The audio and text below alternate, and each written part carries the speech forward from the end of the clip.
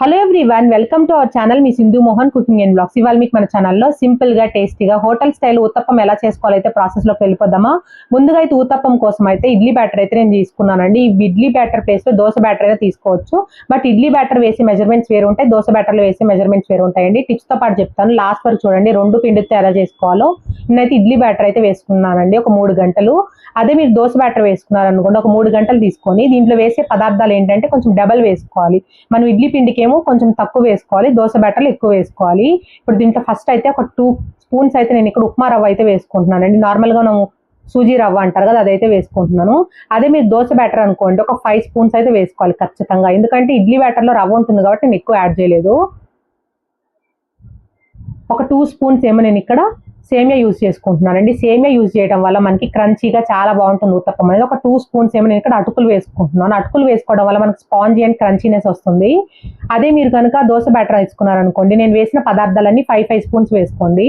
ఒక 1/2 స్పూన్ ఏమో salt add చేశానండి. లైట్ గా కొంచెం ఏమో చిన్న ముక్క అల్లం అయితే ఇలా సన్నగా తురుముకొని వేసుకున్నాను. అల్లం అనేది మీ ఆప్షనల్. సన్నగా రౌండ్ గా కట్ చేసి పెట్టుకుని ఒక 2 పచ్చిమిర్చి అయితే వేసుకున్నానండి. పచ్చిమిర్చి అనేది రౌండ్ గానే కట్ చేసుకోండి, అప్పుడు మనకి పచ్చిమిర్చి అనేది వేగి తినేటప్పుడు ఎక్కడ ఘాటుగా అనిపించదు. ఒక 2 ఉల్లిపాయలు అనేవి ఇలా చిన్నగా కట్ చేసుకొని వేసుకున్నాను. ఒక క్యారెట్ తురుముకొని వేసుకున్నానండి. సన్నగా కట్ చేసి పెట్టుకున్న కరేపాకు కొత్తిమీర కూడా వేసుకున్నాను. ఖచ్చితంగా కరేపాకు కొత్తిమీర అనేది ఇలా కట్ చేసుకొని వేసుకోండి, అప్పుడు ఏంటంటే తినేటప్పుడు చాలా బాగుంటుంది, ఎక్కడ అడ్డు రాకుండా. లాస్ట్ లో 1 స్పూన్ అయితే జీలకర్ర వేసుకున్నానండి. మీకు నచ్చినట్టయితే లైట్ గా కొంచెం పసుపు కూడా వేసుకోవచ్చు, బట్ నేనైతే యాడ్ చేయలేదండి.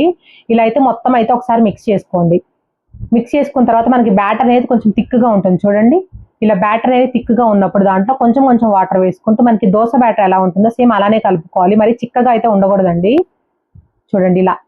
ఇప్పుడే ఉప్పు చెక్ చేసుకోండి. ఇక్కడ మీకు ఏదైనా ఉప్పు తగ్గినట్టయితే యాడ్ చేసుకోండి. ఎటువంటి సోడా లేకుండా స్పాంజీగా భలే వస్తాయండి ఊతప్పం అనేది ఇలా చేసుకుంటే.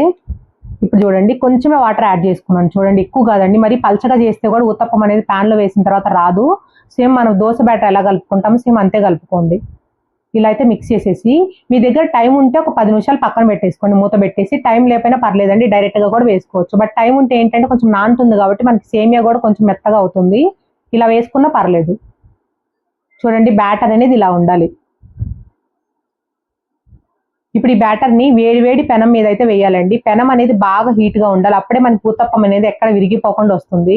స్టవ్ ఆన్ చేసేసుకొని ప్యాన్ పెట్టుకున్నానండి. ప్యాన్ బాగా హీట్ అయిన తర్వాత ఫ్లేమ్ అనేది మీడియం ఫ్లేమ్ లో పెట్టుకొని, పిండి అనేది మరీ పల్చగా కాకుండా మనం ఊతప్పం కొంచెం మందంగా కొంచెం లావుగా ఉంటుంది కాబట్టి మీకు నచ్చిన సైజులో వేసుకోండి. నేనైతే సేమ్ హోటల్లో మనకి ఎంత సైజ్ ఇస్తారో అంత సైజ్ అయితే మీకు వేసి చూపిస్తున్నాను చూడండి. అలా వేసేసి స్ప్రెడ్ అయితే అసలు చేయకండి, ఇంకా అంతే ఉంచేసి ఇప్పుడు మీకు దీంట్లో ఆయిల్ వేసుకోవాలి. ఆయిల్ అనేది మీ ఇష్టం అండి. మీరు కనుక కొంచెం ఎక్కువ ఆయిల్ వేసుకుంటే హోటల్ లాగా కొంచెం మంచి కలర్ లో క్రిస్పీగా బాగా వస్తుంది. తక్కువ ఆయిల్ వేసుకుంటే ఏంటంటే మనకి అంత మంచి రెడ్ కలర్ రాదండి.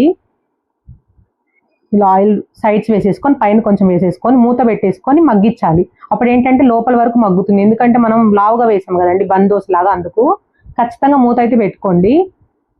ఇలా కొంచెం ఆవిరి అనేది వెళ్ళిన తర్వాత మూత తీసేసి సైడ్స్ అనేవి ఇలా అనుకుంటే మనకు అర్థమవుతుందండి వేగినట్టు. సో ఇలా మంచి కలర్ వచ్చేసిన తర్వాత ఇంకో వైపు తిప్పేసుకొని ఇటువైపు కూడా కొంచెం లైట్ గా గోల్డెన్ కలర్ వచ్చేలాగా కాల్చుకోవాలి. అప్పుడే మనకి లోపల ఎక్కడ పచ్చడి లేకుండా ఉంటుందండి. ఒకసారి అయితే ఇలా స్ప్రెడ్ చేయండి.